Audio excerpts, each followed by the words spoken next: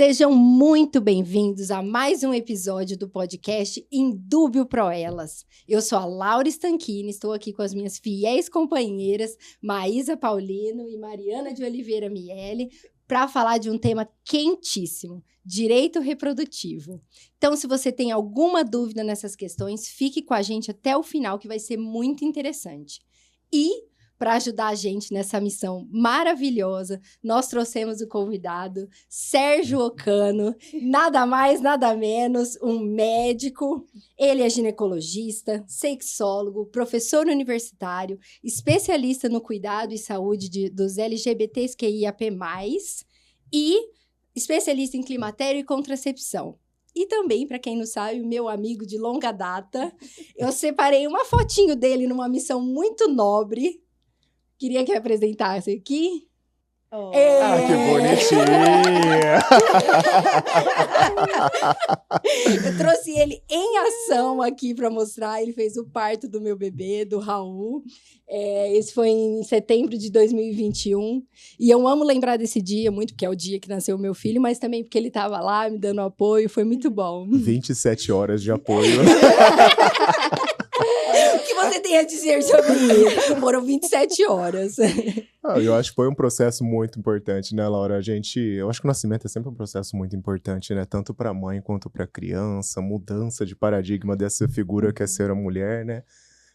E acho que mais gostoso foi por estar com uma pessoa com quem eu conheci a minha vida inteira, né? Confiança, de companheirismo. O Raulzinho lindo e maravilhoso ali, brilhando nesse nascimento. Obrigada.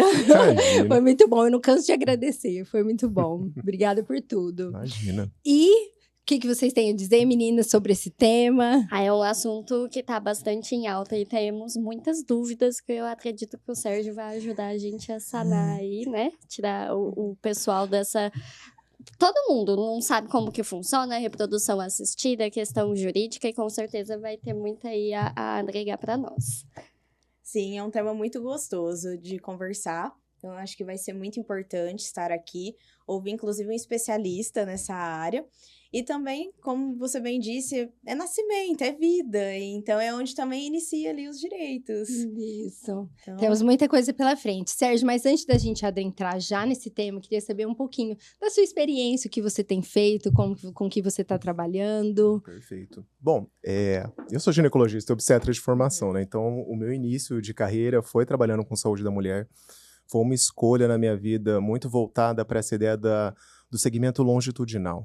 Né? Eu gosto da ideia de você ter o seu paciente, de você ter esse paciente ao longo da vida, de você conhecer as outras nuances, né? Porque eu falo que a ginecologia obstetrícia ela não é uma especialidade focada, por exemplo, no neurologista. Eu tô com uma queixa de cefaleia e eu vou ali e trato. Não. A paciente está com cefaleia, ela vem comigo antes de ir com o neurologista. Ela vai falar, doutor, tô com dor de cabeça. Você acha que pode ser da contracepção? Pode ser do meu ciclo menstrual? Aí vem toda uma demanda. Então, assim, eu acho que isso é uma coisa que me conquistou muito dentro dessa área. E aí, depois que eu formei, eu comecei a trabalhar no consultório, eu vi que tinha uma demanda reprimida em saúde sexual, que também é uma coisa que a gente praticamente negligencia nas consultas ginecológicas e é uma questão extremamente prevalente. E eu fui estudar essa área. E aí, durante esses estudos, eu me aproximei da população LGBT, né? Eu sou um membro da população LGBT, mas eu acho que eu nunca tinha estudado sobre isso como a maioria dos profissionais de saúde. E aí eu me apaixonei pelo tema e hoje a minha linha de trabalho é dentro dessa população, principalmente nas questões de saúde reprodutiva. Prevenção de STs, contracepção e a própria questão da reprodução assistida para esse público, né? Então, hoje, a minha linha de trabalho ela é bem voltada para a população transgênero, mulheres que fazem sexo com mulheres. E aí, eu acho que cabe super dentro do tema que a gente se propôs a conversar hoje, né? Que é a questão das construções de famílias, que é um direito e uma questão que precisa ser conversada na consulta ginecológica, sobretudo com essas pessoas. Nossa, perfeito. E você acha que os homens acessam essa questão de procurar um sexólogo para discutir essas questões? Porque geralmente o homem tem muita dificuldade, né, em procurar o serviço de saúde. Como que foi sua experiência em relação a isso? O cuidado do homem é muito diferente do cuidado da mulher, né? A mulher, eu falo que ela é treinada, condicionada aí ao médico desde a adolescência. Ela menstrua, a mãe leva no médico e acha que ela tem que ir uma vez por ano lá, né? O homem não. O homem, ele procura o médico quando ele se sente vulnerável. E isso é uma questão, inclusive, que afasta o homem da saúde. né? Então. A construção do machismo, ela impede o homem de acessar a saúde, porque ele se considera um ser invulnerável, tanto que o envelhecimento acaba sendo um ponto importantíssimo desse cuidado, porque é o momento em que surgem as vulnerabilidades. E aí, dentro desse contexto, quando a gente pensa em saúde sexual, a gente ainda bate num outro tabu, né? Porque é a virilidade. O homem associa a disfunção sexual à impotência. Esse termo é horroroso, a gente nem utiliza ele mais em sexologia hoje em dia, né? Mas, infelizmente, o fato de estar associado à disfunção erétil, a uma perda de virilidade, uma perda de poder, muitas vezes faz com que o homem realmente se afaste dessas consultas. Então, infelizmente, eu acho que o homem, nesse sentido, procura menos o sexólogo, ele procura muito o urologista. Mas, por outro lado, vou colocar um parêntese aqui, né? A ciência também favorece muito mais o cuidado desse homem do que da mulher com disfunção sexual, porque a gente tem pílula para esse homem desde a década de 90. E a gente não tem nenhum tratamento específico para as mulheres ainda hoje, né? Nossa, tocou num ponto muito importante. Nunca tinha pensado, refletido sobre isso. Porque, assim, em que pese as mulheres procurem mais os serviços de saúde, tem essa questão também que quando é voltado para o homem, parece que vai muito mais rápido, né? Evolui muito mais. Porque já tem uma questão, ainda mais em termos de sexualidade, né? Que para a mulher a gente tem que ser bela, recatada do lar e é isso, né? Exatamente. Se a mulher ela tivesse oferecido a maçã, né, o mundo estaria sem pecado até hoje, né? Então ela é a responsabilizada por isso tudo, né? Eu falo que o homem podia não ter comido, mas ele quis comer. Então, assim, mas ele se isenta dessa responsabilidade do pecado a partir desse momento, né? Sim. E com as comunidades LGBTI, você acha que também eles procuram a questão de saúde? Tem uma saúde voltada para eles específica? Como que você vê essa questão? Infelizmente, a gente não tem uma linha de cuidado específica dentro da saúde pública para cuidar dessas pessoas, apesar de ter uma portaria, né? Nós temos uma portaria que ela foi publicada em 2013 e que ela deveria englobar cuidado de saúde integral, rastreio oncológico, oferta de saúde reprodutiva, inclusive com um levantamento de indicadores, né? Só que, infelizmente, a gente não tem nada disso. Então, assim, muito das políticas que existem hoje para essa população, elas são conduzidas a partir da sociedade civil. Então, são demandas da sociedade civil que fazem pressão para que ocorra a criação de serviços específicos para essas populações. E são poucos serviços ainda que fazem um acolhimento de maneira adequada. A própria formação do profissional de saúde, ela ainda é muito carente nesse cuidado. Hoje, a gente tem levantamentos que mostram que a gente dedica menos de 4 horas de uma graduação de medicina a entender o cuidado da sexualidade. Poxa, meu curso tinha 10 mil horas. 4 horas é o quê? Nossa! Era um susto ali. Imagina que eu ia dar o valor devido para esse assunto na graduação, né? E o cuidado, ele não difere de um cuidado que o médico aprende como um cuidado para a pessoa cisgênera.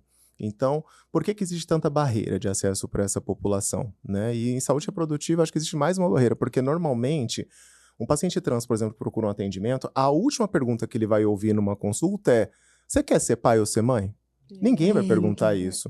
As pessoas vão perguntar se ele está fazendo rastreio oncológico, se ele quer usar hormônio, se ele deseja fazer cirurgia, se ele sofre violência, mas ninguém pergunta se essa pessoa quer constituir família. Né? E aí passa despercebido. E isso é um pouco o reflexo da lei também, né? Porque foi até uma questão que a gente levantou antes. Não tem uma lei específica para reprodução assistida e para o planejamento familiar. Tem a Constituição, que fala que todo mundo tem o direito, tem o direito ao acesso aos métodos de reprodução e todo mundo pode planejar sua família como bem entender. A lei não pode impor barreiras nisso e nem obrigar que a gente forme família. Mas se a gente precisar de alguma assistência, o Estado é obrigado a fornecer. Mas isso é muito pouco, né? A gente precisa ir além disso, porque no Código Civil são poucos os artigos que tratam de reprodução assistida especificamente. A gente ainda fica pelas resoluções do Conselho Federal de Medicina e pela Corregedoria Nacional de Justiça, o CNJ. Então, assim, é pouco, né? A gente precisa ir além disso. E você sente essas dificuldades? Como que é o SUS nesse? Com certeza. Agora entrando já na saúde pública. Na saúde pública. Bom, quando a gente olha para o SUS ele não contempla diretamente o cuidado da reprodução assistida para as pessoas no geral, né? Existem alguns centros que realizam esses acompanhamentos. Aqui em Ribeirão Preto, por exemplo, o fato de ter a Universidade de São Paulo faz com que haja um centro que acolhe pessoas que têm essa demanda da reprodução assistida. E aí, conforme as legislações, as regulamentações do Conselho Federal de Medicina, esses centros, eles podem ou não acolher algumas demandas, como, por exemplo, da população LGBT, né? Eu sempre, quando eu falo desse assunto, eu gosto de colocar assim, a gente faz reprodução assistida há anos, né? Existia uma novela da Globo que chama Barriga de Aluguel. Sim. E aí, quando a gente olha para os verdade. direitos dessa população, eles foram incluídos dentro das resoluções do Conselho Federal de Medicina só em 2017. Então, 2017 é a primeira vez que apareceu assim, ó, casais homoafetivos e pessoas solteiras podem fazer reprodução assistida. Tipo, é como se fosse uma 2017, permissão. é. Antes disso, não é que era proibido, mas ninguém falava desse assunto, né? E veio muito também pelo reconhecimento das Da uniões união homoafetivas, estável, né? E da exatamente. união estável, que eu acho que foi um caminho ali, Mais né? um papel importante do CNJ, Sim. né? Exato. Que foi um caminho ali que a gente teve que percorrer, mas antes disso, esse planejamento familiar para a população homoafetiva ainda não tinha sido trilhado, né? jeito Foi nenhum. depois disso. E eu acho que muito dessa questão do envolver a família, né, acho que homotransparental, que é o termo que o pessoal costuma utilizar, vem disso, porque parece que é tudo muito novo, tanto para o direito, para a medicina, né?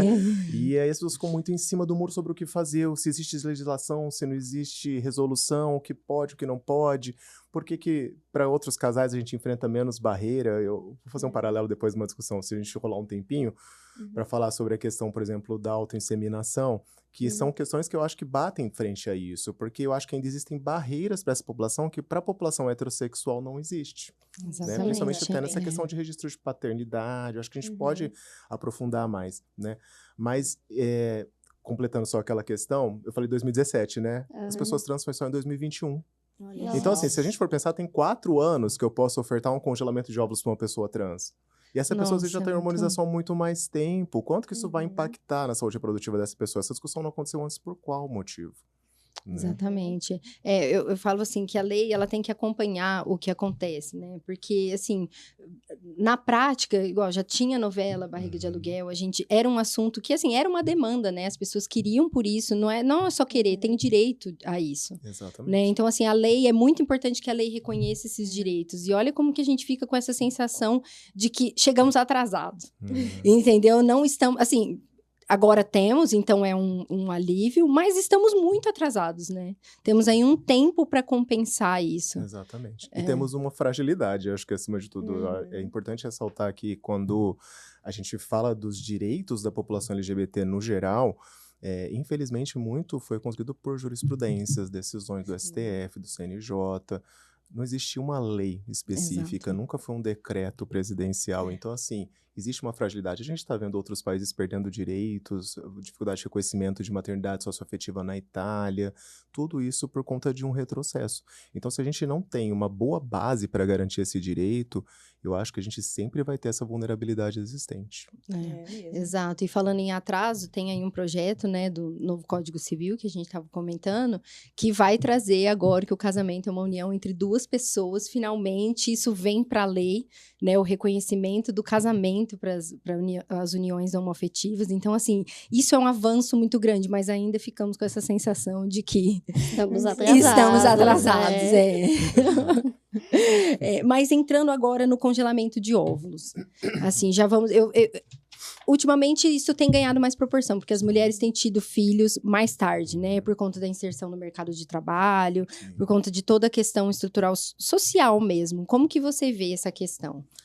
Eu acho que o congelamento de óvulos, ele veio como uma oportunidade realmente da mulher se inserir no mercado de trabalho. Eu acho que a mulher passou por várias revoluções sexuais ao longo da vida. O primeiro dela, você poder escolher engravidar ou não, quando o contraceptivo surgiu lá na década de 60. Né? E isso foi importante também para a população LGBT, o parêntese, né? Porque você desvinculou o sexo da reprodução. Então, o sexo agora era para prazer. Essa mulher também tinha o direito de poder gestar quando ela queria, e a pessoa LGBT poderia ter relações sexuais por prazer. Então, a sociedade passou a enxergar isso de uma outra forma. E acho que agora, com a reprodução assistida, isso vem exatamente para inserir essa mulher no mercado, porque hoje você faz faculdade, você faz uma pós-graduação, você não vai ter tempo inicialmente para poder gestar e parar um ano da sua vida ou mais até para isso, né? Então, a gente tem visto uma tendência de que a mulher ela tem gestado mais tarde. E aí, para que isso aconteça de uma forma mais segura, com garantia, inclusive, de sucesso gestacional, a reprodução assistida veio. E ela passou a permitir esse congelamento no momento mais adequado para que ela pudesse gestar no melhor momento de vida dela.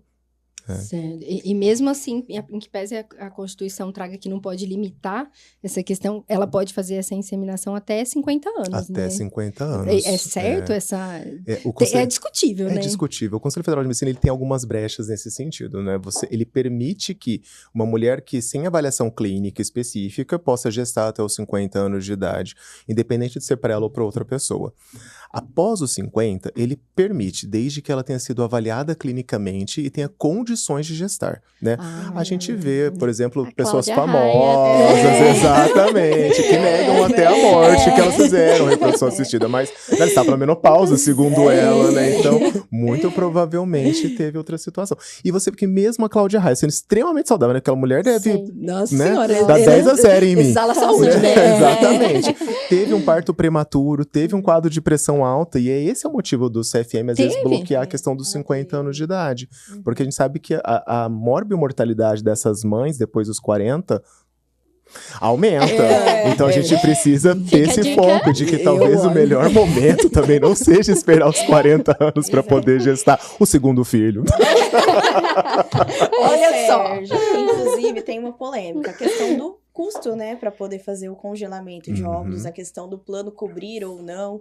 Você enfrenta muito essa situação com as suas pacientes? Com certeza. Porque, teoricamente, a Agência Nacional de Saúde, ela não contempla diretamente esse tipo de prática, né? Então, muitas vezes o paciente, ele passa numa consulta pelo convênio, e aí quando você vai para esse tipo de procedimento, ele acaba tendo que ir pro particular, né? E isso realmente é uma resistência, melhorou muito. Antigamente você gastava uma casa para fazer uma reprodução assistida, hoje você gasta talvez um carro, né? Uma bicicleta muito boa, talvez, mas assim, mas ainda é pouco acessível para a população, se a gente for pensar. Quase impossível. Praticamente. O que existe no SUS hoje são serviços de treinamentos em residência que prestam um serviço para a sociedade, mas na grande maioria das vezes esses serviços eles prestam somente a questão de funcionamento profissional. Ele oferta o laboratório, o corpo clínico, o embriologista, o médico, mas ele não contempla, por exemplo, a questão medicamentosa. Por mais que o SUS devesse contemplar tudo se ele oferta um cuidado. Existem regulamentações aí que se você oferta um cuidado no SUS, você tem que ofertar ele de uma forma integral, né?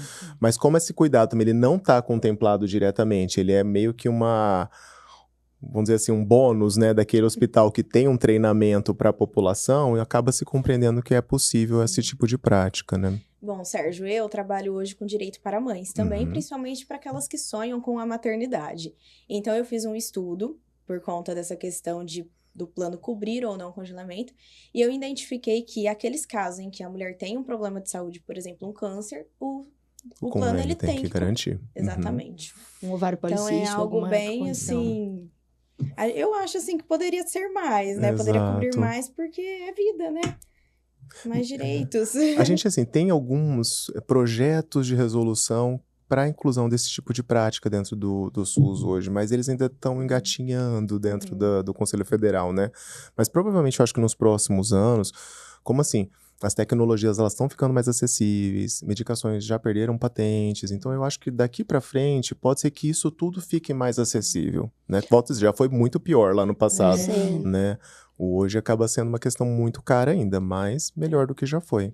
E tem que tomar medicamento para congelar óvulos? Não necessariamente. Não necessariamente. A gente orienta a fazer o uso da medicação porque é um procedimento que envolve gastos por si só, porque você tem que internar, fazer anestesia, tem o profissional que vai estar ali. Então, você tenta captar o máximo de óvulos que você puder por vez. E para captar o máximo, só com medicação. Porque se a gente for fazer um ciclo natural, por exemplo, você vai captar 1, 2... né? Então, às vezes, para aquele paciente que vai fazer 1 ou 2 e quer gestar com só aquele 1 ou 2, tudo bem, mas para quem vai fazer essa reserva, é legal você ter, às vezes, vamos chamar poupança. Então, vamos fazer um investimento um pouco maior para deixar ali. E o que eu achei muito interessante nesses estudos, que a maioria delas entram depois, que já congelou, para poder tentar o reembolso, porque não tem acesso a essa informação. Exatamente. Então, é muito importante trazer ela para o podcast, para as mulheres conhecerem mesmo que pode, se tem problema de saúde, para o convênio cobrir. Mas para poder congelar os óvulos, a gente tem que fazer alguma comprovação de que há um impedimento da gravidez ou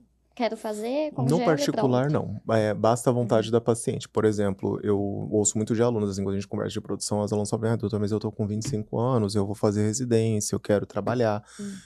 Eu posso simplesmente chegar na clínica e falar que eu quero congelar? Pode. Né? É um direito da paciente. Antigamente, ela tá muito reservada a essa questão patológica e câncer, né? Preservação de fertilidade pós-câncer. Hoje não, é um direito do paciente. Talvez para as questões de garantia jurídica, talvez tenha que existir uma justificativa, né? Mas pro particular, hoje ele é permitido a qualquer pessoa. E antigamente tinha um limite de óvulos para poder congelar. Hoje Já teve, Já não agora a mais. gente não tem mais. Inclusive, é uma questão importante para se discutir, porque a partir do momento que você congela óvulos, não necessariamente você vai ter a mesma quantidade de embriões. Mas quando você congela embrião, você tem, teoricamente, a vida formada, né? E aí entram em outras questões éticas, legais, que é um pouquinho diferente do congelamento de óvulos, né? E tem ainda o plus do material Exato. genético ser Sim. da própria família ou de Exato. um terceiro, né? Exatamente. Que tem E essas- eu e a Laura tava até comentando sobre isso, da discussão do que é feito com esses embriões Sim. depois, ou os óvulos, caso não sejam utilizados, né? Porque muita gente acaba discutindo que se torna um objeto, Exato. porque você pode impressiona- descartar, pode utilizar para pesquisas também, sim. né? É exatamente isso. A resolução de 2021, ela tentou coibir o descarte, né? Houve uma modificação na época que precisaria de uma liberação judicial para que você pudesse. Mas em 2022 isso desapareceu. Não consta nada na resolução de 2022 com relação ao descarte, tá? Então isso ficou subentendido que, a princípio, o descarte pode acontecer. Teve uma época que você tinha que manter 3 anos congelados, e agora acho que essa regra não existe mais, né? Mas existe essa possibilidade. Então, o que eles têm recomendado? Hoje você faz o embrião, e se você não for utilizar aquele embrião, você pode deixar o embrião para doação, para pesquisa ou para outro casal. Você assina, né? Você o tem que ter formulário lá na hora autorização. autorizando Exatamente. tudo E tem certinho. toda uma burocracia em cima disso, inclusive de exames laboratoriais. É muito mais. O controle é muito maior, né, nessa situação. Ou você pode realmente recorrer ao descarte, né? Que foi uma questão até que a gente conversou com algumas mudanças aí do Código Civil que podem acontecer. A gente não previu ainda essa mudança dentro, né, dos cuidados de reprodução assistida. Mas são possibilidades que podem acontecer. Certo. Mas aí estamos com esse óvulo congelado.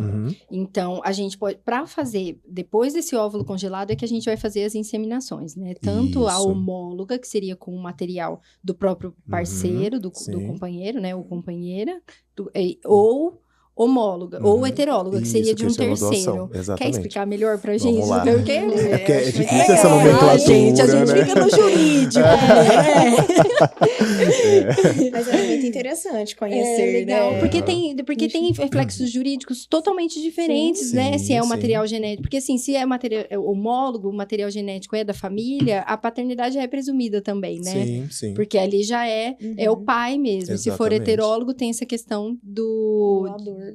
de ser o doador, né? Porque é bem isso. Hoje, o Conselho Federal de Medicina, ele permite a doação de gametas, qualquer gameta, espermatozoide ou óvulo.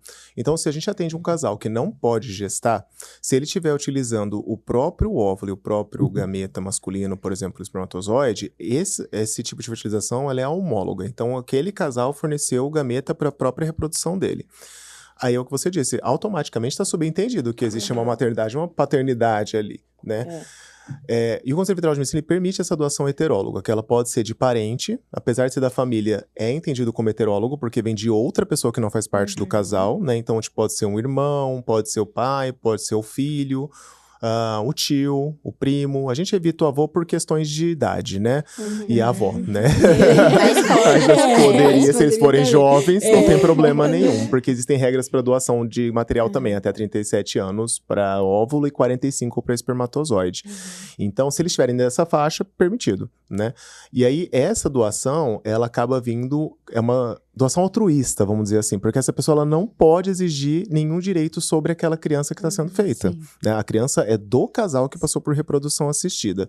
O Conselho Federal de Medicina ele permite essa doação dentro do ambiente familiar, né? Ou de forma anônima. Então, você pode escolher características do doador. Vamos supor, sei lá, eu não quero envolver a minha família, mas eu gostaria que os bebês tivessem características parecidas comigo. Então, eu vou lá num banco de sêmen, escolho características e eu recebo um sêmen com as características que eu escolhi. de doador. E é muito engraçado, porque não é só cor de olho, cor de cabelo, etnia, tem tipo assim, hobby, profissão, as coisas mais doidas. Tem pessoas que eu acho que devem considerar isso importante, né? E aí acaba considerando esses pontos na hora da escolha. O que não pode no Brasil é eu ver quem doou. Nessa situação, sim. quando vem de doação anônima, tá? Então, você escolhe e o doador não pode existir pra você. Ele não pode ver foto, não pode ver nada, tá? Mas tem pode falar. A gente até estava estudando, eu e a Laura, sobre isso, mas essa criança depois ela pode vir a descobrir quem é, não para requerer sim, algum sim. benefício, fazer uma né? investigação genética. Mas ela tem direito de saber quem são seus pais, no Sim, caso. sim, Isso sim, procede, com né? certeza. Porque aí fica dois princípios, né? Chocando a intimidade de quem doou Uhum. o gameta, né? Porque ele não quer ser reconhecido, ele foi anônimo, sim. então tem a intimidade dele, mas tem o direito de quem recebeu isso e quer saber das suas origens. A lei prioriza muito você saber a sua origem, é uma coisa muito importante para a lei. Isso não então, está vinculado necessariamente ao direito sucessório. Exatamente, Né? nem Esse que é o reconhecimento, ponto, né? nem Um reconhecimento de paternidade né? para fins de pensão alimentícia, nada, nem Sim, direito é sucessório, você é só sanar. saber. Exatamente. Mas eu acredito que seja até importante mesmo reconhecer, porque vai que essa pessoa também teve uma outra doação e você venha encontrar seu irmão e aconteça algo, né? E esse é um Já dos coisa maiores de medos. filme, mas pode acontecer. Não sei se vocês assistiram um filme da Netflix, eu não lembro agora o nome, mas aconteceu isso. Um médico, ele fez as doações ali anônimo e de repente naquela cidade apareceu um monte de filhos, né? Não sei se você já Exato. assistiu esse filme. Nossa, eu não assisti. E aí foram investigando e tudo isso, porque também a filha, acho que era uma filha, né? Ela quis conhecer a origem dela, e aí Acho que foi... são 27 filhos, não é uma foi coisa E é uma história encontrando. verídica? Verídica, é um nos documentário. Estados Unidos. Então, realmente. Não, é gente, eu não algo tenho que, né? 27 filhos por aí.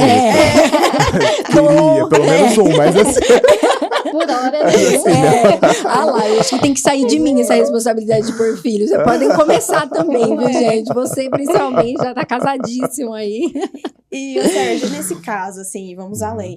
O que você aconselha? Então vamos lá. Quando a gente vai para reprodução assistida, tem regras para isso, para tentar prevenir que isso aconteça. É claro que a gente não tem como garantir isso 100%, mas, por exemplo, quando você compra uma doação que é anônima, essa doação ela tem que ser única para um raio de 1 milhão de habitantes. Então você não pode ter uma doação semelhante no mesmo local. Então tem que vir de outra pessoa, local da pessoa, não onde ela fez a reprodução. Por, sei lá, eu moro em Campinas. Então, dentro de um raio de 1 milhão de pessoas, ninguém pode utilizar o mesmo doador que você. Entendeu? Então eles que tentam legal. fazer isso. É claro, né, gente? As pessoas se encontram, né? É, Mas assim. hoje em dia com a internet, né? Uma maravilha. Exato. Né? E às vezes uma narcisa vai procurar uma característica parecida com ela, né? Mas são formas de tentar mitigar isso de acontecer, mas não é impossível. Né? Imagina. Sérgio, eu estava lendo a resolução do Conselho Federal de Medicina, fiquei intrigada com um artigo. Estava falando sobre você poder fazer pesquisa com esses óvulos que estão congelados para saber se tem alguém compatível para doar medula para o irmão que tem alguma leucemia. Você já presenciou algum caso assim? Não diretamente, mas eu já ouvi histórias dessas situações, que você pode recorrer ao uso de um determinado embrião para essa questão de doação. Né? Isso... E aí você já escolhe aquele embrião que foi compatível com o irmão que tem leucemia, que vai precisar de tratamento. Porque, teoricamente, o que a gente não pode fazer em reprodução assistida é a eugenia. Né? Você não pode escolher características porque você acha que são características mais... que te agradam. Mas acontece. Acontece, né? Mas teoricamente, eu falo porque assim, apesar de não poder, é uma coisa muito doida, porque quando você pede um relatório, por exemplo, de um teste genético, provavelmente vai vir o sexo da criança. Né? E aí você vai falar, vou ignorar essa informação? Tá ali. Né? Tá ali. Mas assim, você não pode escolher o embrião com base nisso. Isso é uma questão que realmente consta, inclusive, na resolução. Então, assim, a recomendação seria que não fosse aberta esse tipo de informação. Mas situações muito específicas, elas acabam sendo possíveis de fazer uma avaliação mais específica. Uma outra coisa que a gente pode escolher nesse sentido seria quando você tem uma doença ligada a algum cromossomo.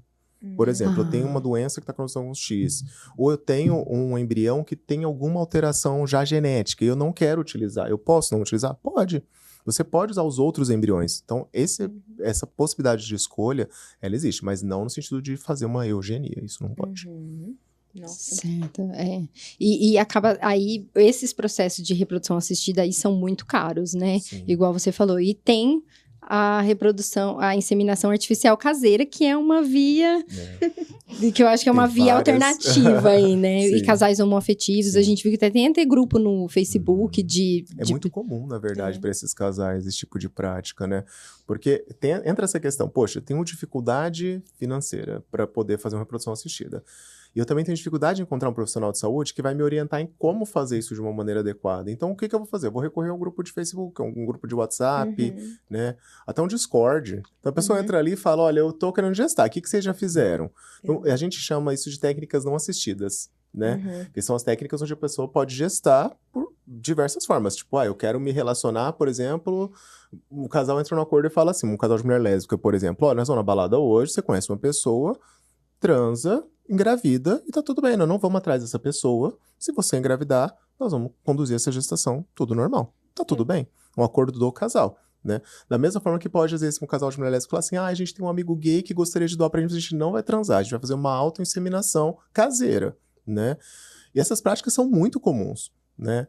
Só que qual que é o grande problema disso tudo? O primeiro ponto é a vulnerabilidade ao IST. Né? A gente fala, mas eu faço um exame no dia, no caso do amigo, por exemplo, ele vai vir negativo, não vou estar protegida? Não. Isso chama uma janela imunológica. Se o seu amigo pegar uma doença na semana passada, você vai estar doente também, né? Você vai correr o risco de uma infecção. E existem outras questões, porque a gente fala assim, beleza, mas eu faço teste de sangue, tá negativo, eu posso ficar tranquilo? Não pode, porque nem tudo tá no exame de sangue. Então, assim, como é que você garante que você não vai ter nada? E entram os riscos jurídicos, né? Porque aí já entra a questão já não de vai ter o papel sucessão, da clínica. exatamente. Direitos ali que aquela criança vai ter em relação a esse doador.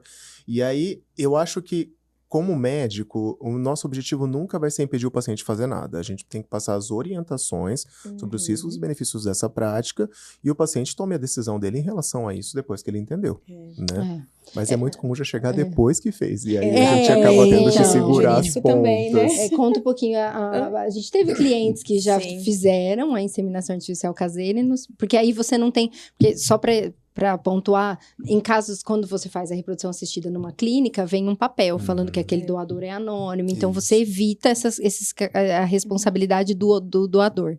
Ele realmente é anônimo. Mas na inseminação artificial caseira... Você sabe quem que é o doador, né? E aí, para evitar, pode ser feito um contrato, alguma coisa desse doador falando que ele realmente só vai doar e não tem interesse em participar do casal, né? Da criação. É bem interessante, porque quando a mulher, o casal, né, homoafetivo, eles procuram por conta da inseminação, normalmente eles procuram previamente, já aconteceu comigo, para questionar o que eles vão precisar de documentos para entrar com essa ação. Mas até então, não sabe a origem, se vai ser de uma forma assistida ou não assistida.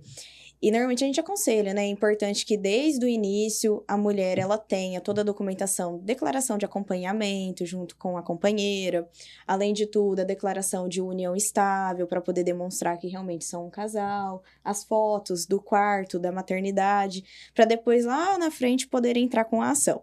E aí aí quando chega mesmo para entrar com a ação é quando vão saber se é uma reprodução assistida ou não. E normalmente, quando não é que entra dentro da inseminação caseira, elas não têm o conhecimento que está bem posicionado aqui, a questão de ter a declaração do doador.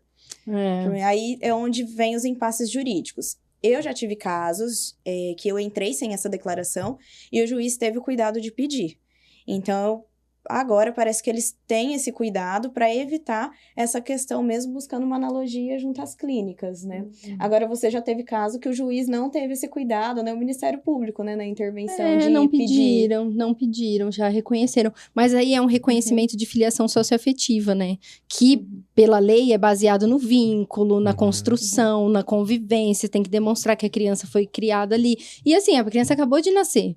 Você ainda não tem todo esse reconhecimento, então é um pouco de contrassenso. Tem alguns juristas que falam que seria mais correto reconhecer por projeto de parentalidade. Então, você homologa esse projeto de parentalidade e aí essa criança é registrada no nome dos dois pais ou das duas mães, ou até mesmo de duas pessoas que se conheceram para ter um filho, que tem isso hoje também, né? O projeto de parentalidade. Legal. E aí, você consegue homologar e dar visibilidade para esses vários tipos de acordo que são feitos, né? Que a gente sabe que, na prática, acaba sendo muito mais o que a pessoa pode fazer, porque vai realizar aquele sonho, aquela vontade ali, daquela forma. Mas a lei acompanha, independente de ser por projeto de parentalidade ou por reconhecimento socioafetivo, a lei está a nosso favor nesses casos, e o juiz fala, não é porque não é feito numa clínica que vai deixar de reconhecimento, pode reconhecer. E tem tudo para tudo, fins previdenciários também, né? Tem bastante questão, até no quesito salário e maternidade, porque só uma pessoa vai receber esse benefício. Então, tem a questão da barriga de aluguel, Sérgio? Então, quem vai receber é aquela pessoa, né, que recebeu a criança e não a pessoa que engravidou. Tem a questão da licença maternidade também, né, Mari? Que sim. Também não acaba recebendo a pessoa que engravidou, quem recebe é a que recebeu a criança.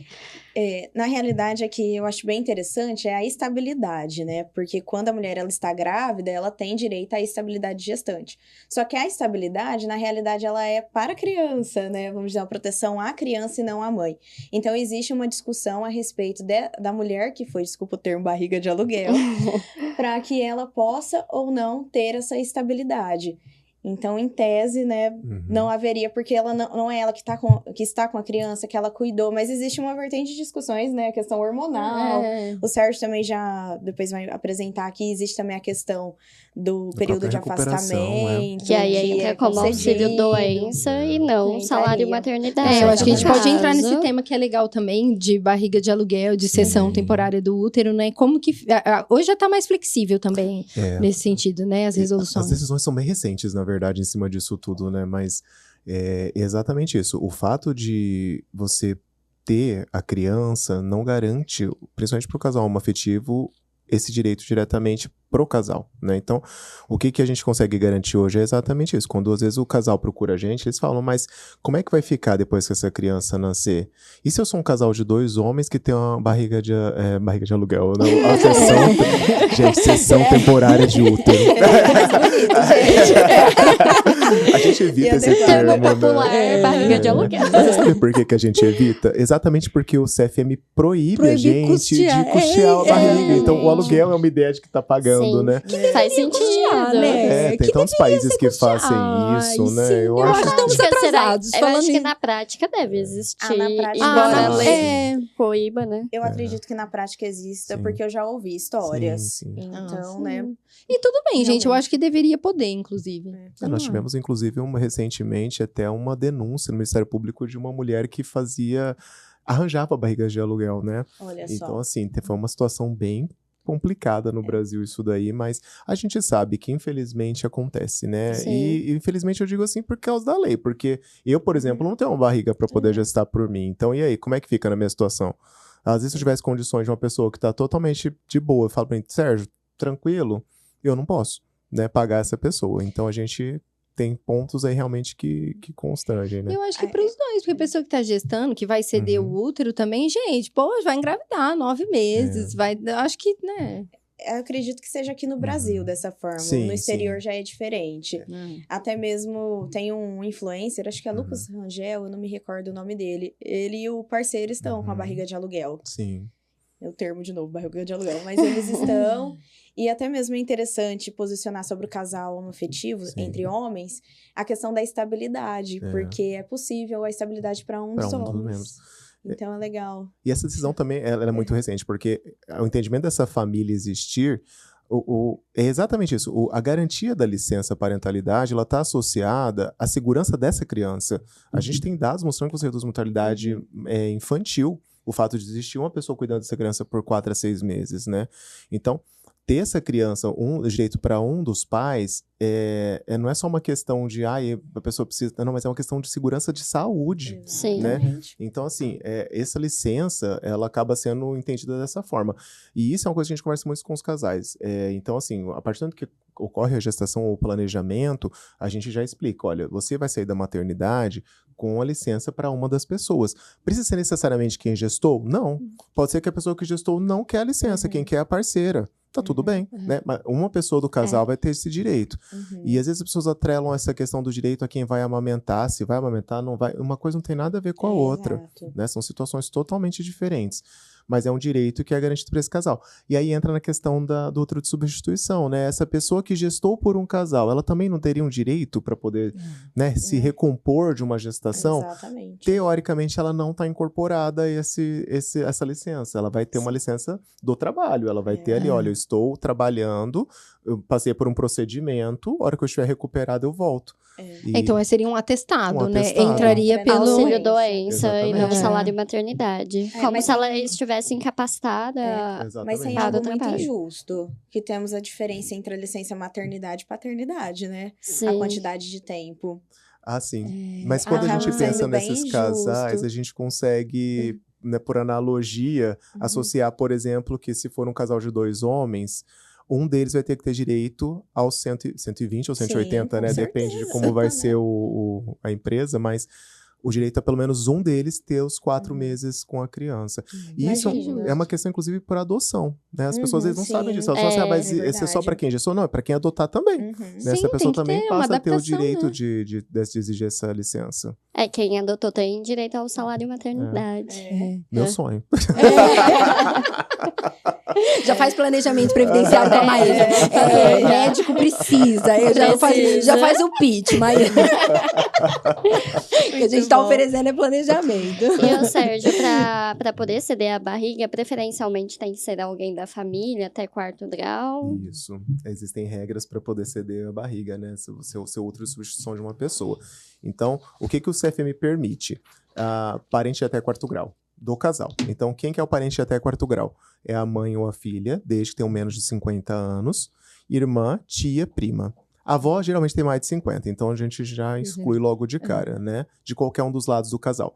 O que ela precisa ter como regra? Ela precisa ter um filho vivo. Ela não pode gestar se ela não tiver filhos, tá? E ela não pode ser a doadora do óvulo. Então o CFM coloca que se ela vai gestar por um casal, o óvulo tem que vir de outra pessoa. Isso é uma regra que mudou em 2021. Porque antes os casais não tinham essa regra. Então, por exemplo, assim, às vezes, sei lá, eu tenho uma irmã que vai gestar e é a única mulher da minha família que pode doar o óvulo. Podia. Ela doava o óvulo, gestava e tava tudo certo. Agora a lei não mudou no pode meio mais. do caminho. E aí teve gente que às vezes estava com todo o processo já de captação. E aí na hora de fazer o embrião não podia colocar. E tem alguma questão de você ter que demonstrar alguma impossibilidade? Se for um casal homoafetivo, já fica demonstrado. Mas, por exemplo, eu, uma mulher, não posso ter filho. Posso também. Procurar uma sessão de útero em outra pessoa. Pode. E aí eu tenho que demonstrar que eu tenho uma impossibilidade de engravidar ou eu Então, posso existe se eu não essa regra quiser? de uma maneira Não? clara. Você poderia recorrer sim. Mas a gente vê muito pouco isso, viu? É uma situação um pouco mais de exclusão, né? Mas não teria nenhuma restrição no primeiro momento. Posso né? pensar um pouco além?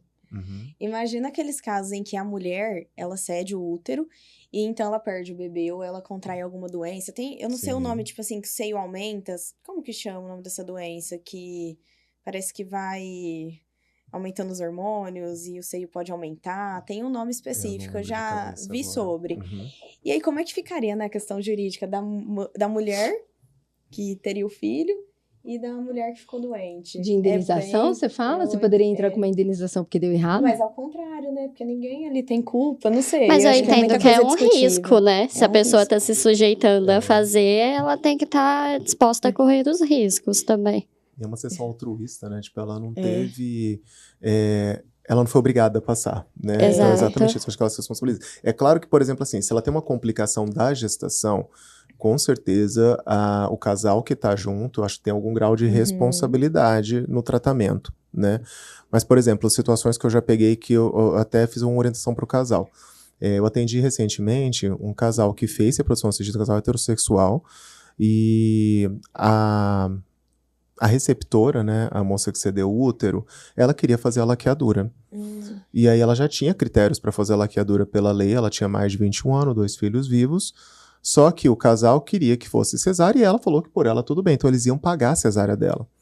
Só que automaticamente ela falou assim, mas já que vai me abrir, então vamos fazer a laqueadura. E o casal não pode pagar a laqueadura.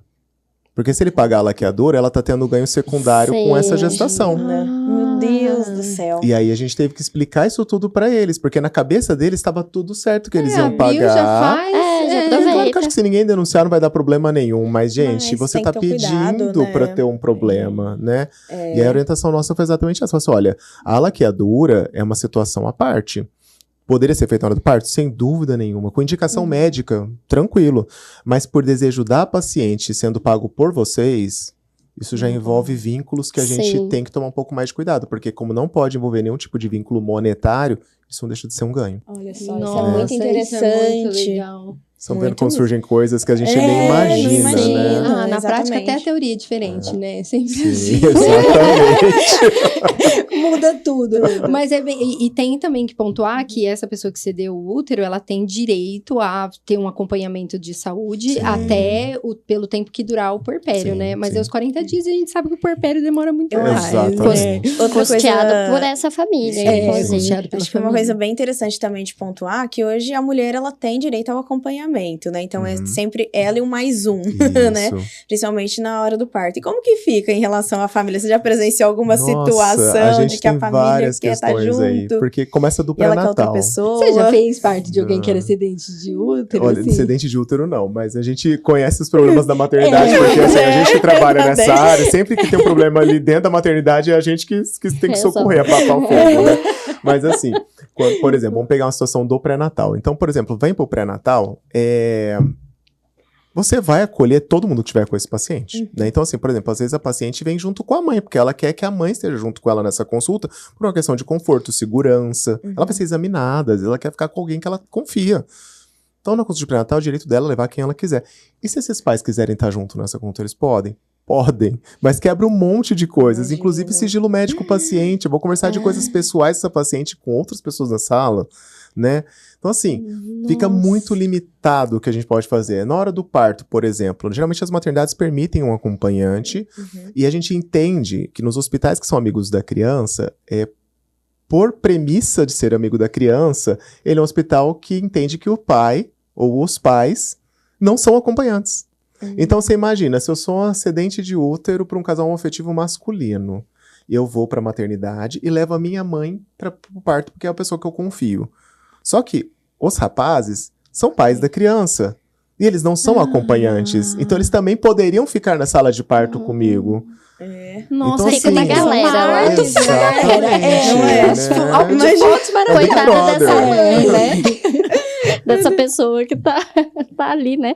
Um monte Nossa, de gente Deus, assistindo. ninguém vê esse meu parto, né, Sérgio? Pois Gente, é um momento muito delicado. Nossa, Nossa, é mesmo. imagina. Nunca tinha A pensado viola a nessas questões intimidade, todas. né? Mas tem isso também, né? Quando a acidente de útero vai pro hospital, ela já vai com todos os papéis de que ela Tudo, não vai ser a tudo. mãe dessa criança. Então, assim, em que pese ela tem alguma objeção ali, a criança nasceu, ela quer pra ela? Não, ela tem que dar pros pais e depois ela discute isso. Exatamente. Mas eu acho que não tem mais, né? De, eu vou querer o filho pra mim depois Ai, que muito nascer. difícil. Será muito que questão difícil, né? hormonal, a pessoa Tá mais ali evoluído o muda de negócio. ideia? É que eu né? acho que hoje o preparo para essa sessão ela é tão bem feito, né? Que você tem um acompanhamento psicológico, você passa clinicamente o tempo todo alguém falando, essa criança não é sua, essa criança não é sua. E eu acho que aquilo fica incrustado ali dentro. Claro que eu acho que pode ter repercussões psicológicas das mais diversas aí, né?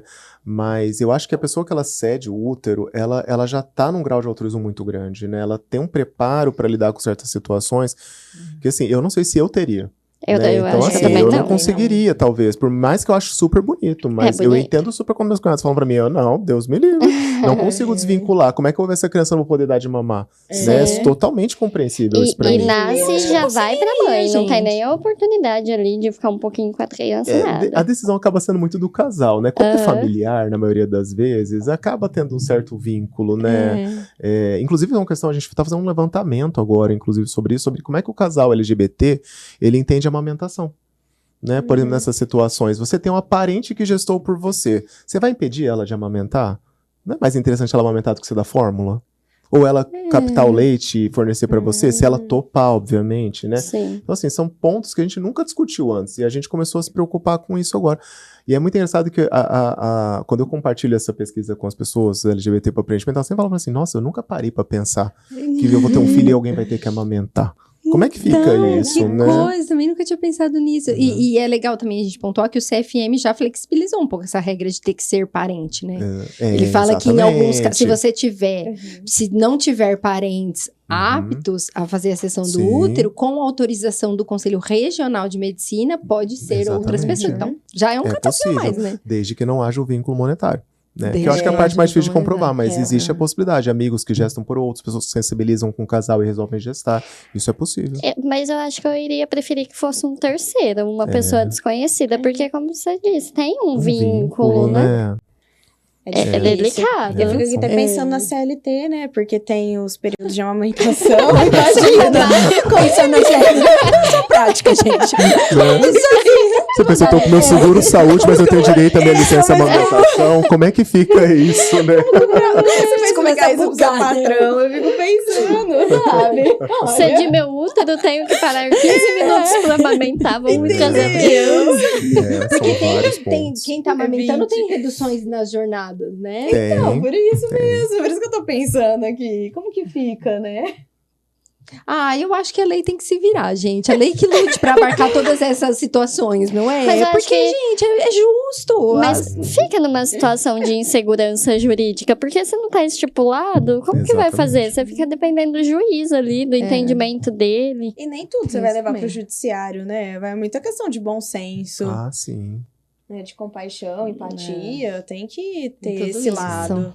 Gente, infelizmente tudo, né? eu vou ter que encerrar já. Mas foi um papo muito bom, né? Acho que o Sérgio tem que voltar de novo. Eu também acho, Sérgio. Já marcar o próximo. Qual que é o próximo assunto? Porque tem muita coisa pra falar. Eu gostaria de falar um pouco mais sobre a população LGBT também, dos direitos, de outras coisas. Então, acho que fica uma volta aí. Mas certeza. queria agradecer muito a presença de vocês. Espero que vocês tenham gostado. Mandem sugestões, perguntas. Inclusive, tinha até uma pergunta no grupo que alguém mandou. A gente tem um grupo do Indúbio. Legal. E alguém tinha perguntado sobre alguma consulta. Depois eu vou escrever e a gente faz esse vídeo no Instagram. Vamos ver agora. Você não quer? Depois você quer fazer no vídeo? Senão eu já vejo agora. Então vê, Vamos pode ver. já? Já vamos responder ao A gente vivo. aproveita os minutos finais. Pergunta, então, da nossa telespectadora querida, Fernanda. Ela contou um relato que ela falou sobre a inseminação artificial caseira. Ela falou que ela até poderia cogitar isso, se fosse o caso, porque ela sabe que é muito difícil, né? A questão da mulher que quer engravidar e não consegue. Mas ela falou assim que teve uma amiga dela, que essa é a pergunta, que queria engravidar e o médico sugeriu que ela teria que ter relação sexual todos os dias e às vezes mais de uma vez por dia para poder engravidar. E ela falou, eu achei isso bem pouco razoável. Será que é certo? Não é certo. Primeiro, Fer, um beijo pra você. Segundo, que assim, o que a gente recomenda quando você faz um coito programado, que é uma técnica de baixa complexidade, né? Por exemplo, casal que é fértil, mas tem dificuldade de saber o dia que vai ter a fertilidade. Então, esses casais a gente programa de ter relação, mas não é o número de relação que vai fazer uma gestação acontecer, né? Então, assim, a gente recomenda que haja sexo naquele período com ejaculação dentro do fundo do saco vaginal. Mas não que exista necessariamente um número mínimo de relações ou não faz muito sentido. Nossa, é um alívio, né, gente? Porque, olha, também... Gente, né, a gente engravida com uma. Eu não vou nem comentar. Mas tem, gente. É difícil. Eu nem sei quem. E o Sérgio, mudando um pouco, existem alguns exames preventivos para que o casal ou qualquer pessoa mesmo faça para evitar algum tipo de problema, para que essa criança nasça saudável, para proteger também a mãe. Como que funciona? Bom, existem dos dois lados, né? Se a gente for pensar na mãe e na criança que está sendo gerada, né? Então, por exemplo, para a mãe, quando ela decide ser uma sessão temporária de útero, é importante que ela esteja nas melhores condições de saúde dela, né? Então, controlar a obesidade, não ter um diagnóstico de diabetes, corrigir questões para que ela tenha uma gestação mais saudável, mitigar riscos, né? E quando a gente pensa na questão do feto, como você está fazendo uma técnica de reprodução assistida, esse embrião ele pode ser biopsiado, e a biópsia não é do embrião, ela é do tecido ao redor do embrião. Então, eles tiram uma célula e essa célula pode ser avaliada. Que, inclusive, são os testes genéticos que a gente faz para avaliar, por exemplo, a questão do sexo que a gente conversou, né? Então, você faz a biópsia dessa célula e você consegue ter um risco baseado nas alterações genéticas, cromossômicas para algumas doenças. E aí, com base nisso, você pode ou não escolher utilizar aquele embrião. Então, por exemplo, eu não gostaria que o meu embrião tivesse uma trissomia, que é quando você tem um cromossomo a mais, né? Por exemplo, uma síndrome de Down. Isso é possível. Então, se você faz o exame e você sabe que aquela criança tem maior risco para esse desenvolvimento, automaticamente você não precisa usar aquele embrião. Mas isso quando já tem o feto, Isso a partir do antes momento não. que você já tem o embrião, exatamente. Existe o aconselhamento genético prévio, mas aí ele é mais baseado já quando o paciente possui alguma situação genética já conhecida. E aí você pode fazer a avaliação genética previamente ao procedimento de reprodução assistida. E é muito oneroso. O biópsia do embrião, sim. A avaliação de teste genético prévio até que nem tanto. Vai depender dos exames que essa pessoa vai precisar fazer. Aí talvez fique mais oneroso. Entendi. Muito interessante isso, legal, né? E o convênio também não tem que... Teoricamente, não. Depende muito, são regras muito específicas. Para solicitar exame genético, existem coberturas da ANS, mas elas são muito específicas para algumas patologias. Perfeito. Muito bom, a gente dava uns 10 podcasts, Dá, né? Maravilhoso. Agora eu vou deixar a Mariana falar nossas redes todas a cara. Não, eu falo, ela já me olha assim, ó. Que ela vai me perguntar nada pra apresentar. Ela vai perguntar. Só pra você falar assim. Então tá bom. Ó, lembramos que temos o grupo do WhatsApp. Então será um prazer receber todo mundo, para que envie sugestões, como a Laura bem posicionou, perguntas para que a gente possa responder aqui no ao vivo. E além de tudo, também estamos no Instagram, em Indúbio Proelas, e também possivelmente no Spotify e no TikTok, né? Apesar que vocês querem me segurar. A gente tá tentando segurar a Mariana, porque ela é tudo. Amanhã a gente tem que fazer isso. E tem as redes sociais do Sérgio também, se vocês quiserem, pode falar para o pessoal te seguir também. Bom, eu sou do Instagram, tá, gente? Eu sou milênio, né? Tá? É o @doutor.sergiocano, tá? Lá na minha rede você encontra informações sobre, principalmente saúde da diversidade sexual, mas a gente conversa bastante sobre contracepção e climatério também. E fiquem super à vontade para me mandar mensagem lá que eu respondo assim que eu puder. É incrível, gente. Acompanhe todo mundo no Instagram e vamos. É muito legal o Instagram do Sérgio. E lembrando que para assistir estamos no YouTube. Eu esqueci do YouTube. É muita pra rede elas social. no YouTube. Sérgio, muito obrigado. Foi muito legal. Inclusive, tô com saudade ainda. A gente precisa almoçar, sei lá, sair, não sei. A gente tem uma tese que a gente se vê só de quantos anos? 7 anos. A gente morava nos mesmos quarteirões, nas mesmas ruas. Ela contou essa história. A gente mora sempre ali, né? Exatamente. A 700 metros, provavelmente. O 7 faz parte da vida de vocês. Né? Falei que agora no condomínio que ele tava demorar um pouco, mas se Deus quiser, onde eu acompanho. Só tô na luta. Obrigada, Sérgio. Obrigada, meninas. Um beijo pra todo mundo. Obrigada. Eu que agradeço. Até mais, gente. Tchau.